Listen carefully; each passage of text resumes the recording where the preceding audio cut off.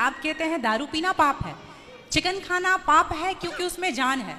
दारू में ऐसी कौन सी चीज मिली होती है कि उसको पीने से पाप हो जाता? अगर आप पी के कुछ गलत कर रहे हैं तो फिर गलत है लॉजिकली, तो फिर पाप क्यों? और अगर दारू में नशा चुकी होता है, अगर वो पाप है, तो फिर तो पुड़िया खाना, सिगरेट पीना, सारी चीजें पाप में आ जाएंगी। पाप अलग विषय है, अभी मैं समझा देता हूँ आपको। जब हमारा देश गुलाम था जी, तो एक अंग्रेज ने एक पंडित जी की कनपटी पे बंदूक रखी और अंग्रेज ने कहा, ये पंडित जी यहाँ आओ, तुम बड़े पुजारी हो? हाँ पुजारी हैं। हिंदू हो? हाँ। आज मैं तुम्हें गोली मारूंगा। पंडित जी बोले, क्यों मारोगे? बोले, आज 4 चीजें तुम्हारे सामने हैं। अंग्रेज ने 4 चीजें पंडित जी के सामने रखी। पहले, पराई स्त्री लाके रख दी, तुझे आज इसके संग रहना है। दूसरा, मांस रख दी, आज तुझे मांस खाना है। और तीसरा, ढेर सारा सोना रख दिया। इतना सोना तो रोज भीख मांगता है ना, ले जा सोना। और चौथी, दारू रख दी, शराब। इन 4 में एक चीज तुझे लेनी पड़ेगी, नहीं लेगा तो गोली मारूंगा। बोल क्या लेता है?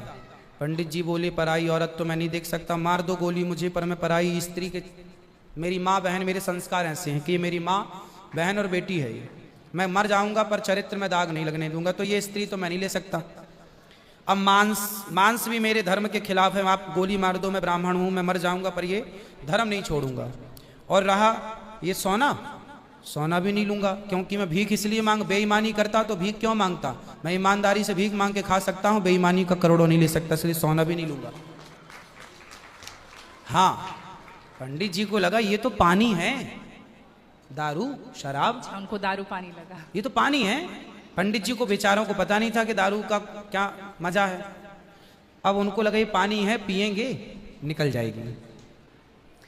पानी समझ के पंडित जी ने बोला कि चलो गोली कनपटी में बंदूक रखा है, चलो पी लेते हैं, अभी निकल जाएगी शाम तक। पंडित जी ने दारू पी, और जब दारू पी ली तो दारू जब पी तो नशा चढ़ा, और जब नशा शराब का जब नशा चढ़ता है तो इंसान नहीं रह जाता। जैसे स्त्रियों को, जिसको ऑपरेशन होता है ना, तो रीढ़ की हड्डी में डॉक्टर एक इंजेक्शन लगाते हैं जिससे शून्य हो जाती है। वो अंग क्या हो जाता है? कोई भी ऑपरेशन में डॉक्टर आपको शून्य कर देता है। उसी तरह शराब आपके मस्तिष्क को, आपके सोचने विचारने की क्षमता को शून्य कर देती है, माइंड को शून्य कर देती है।